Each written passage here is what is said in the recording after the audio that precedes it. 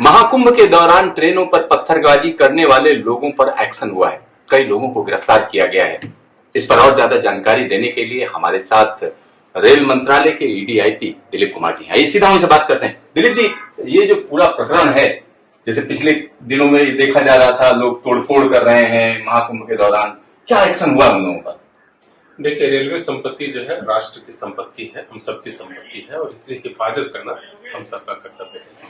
लेकिन यदि कोई शरारती तत्व रेलवे की संपत्ति को नुकसान पहुंचाता है, वहां तोड़फोड़ करता है, तो उसके लिए रेलवे अधिनियम है और रेलवे अधिनियम की जो धारा 153 है, 145 और 146 है, उसके तहत ऐसे शरारती तत्वों के खिलाफ कार्रवाई का प्रावधान किया हुआ है।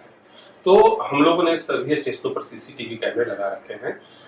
उन सीसीटीवी कैमरे के फुटेज की एनालिसिस की गई जब कुंभ समाप्त हुआ उसके बाद, और हम लोगों ने एक एक करके जो अपराधी हैं, शरारती तत्व हैं, उसको आइडेंटिफाई करना चालू किया है।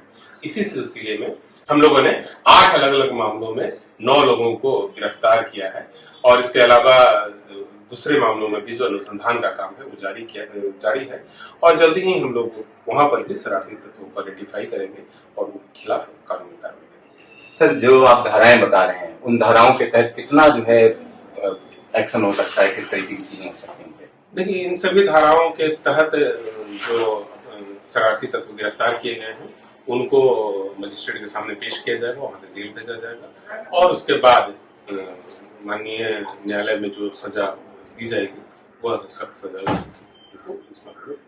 सर, जो पत्थरबाज हैं, खासतौर पर ट्रेन की चीजों को नुकसान पहुंचाते हैं, बहुत से लोग ऐसे हैं पता चल चलती ट्रेन पे पत्थर मार दिया, तो इन सबको रोकने के लिए या इनको यानी ऐसा ना करे, इसके लिए रेलवे क्या करेगी?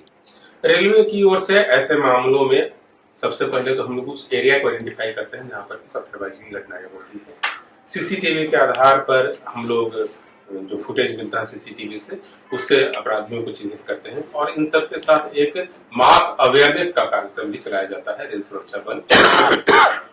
इसके तहत हम लोग उन एरिया में जाते हैं, वहां के जो पंचायत प्रतिनिधि हैं, जो जनप्रतिनिधि हैं, स्कूल है, इन सब जगहों पर जा करके लोगों के लिए अवेयरनेस कैंपेन चलाते हैं कि इस प्रकार की पत्थरबाजी न करें।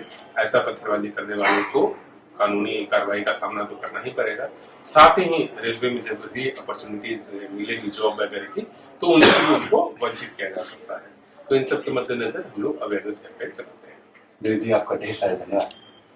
तो यहाँ पर आप समझिए, इस तरीके की घटना जो होती है, जैसे पत्थरबाजी कर दी किसी ने, ट्रेन में तोड़फोड़ कर दी, तो आप ऐसा मत समझिए कि आप पर नजर नहीं है।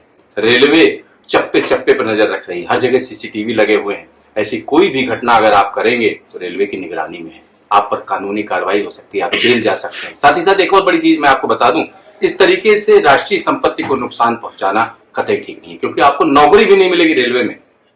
Siddharth, news station, Delhi.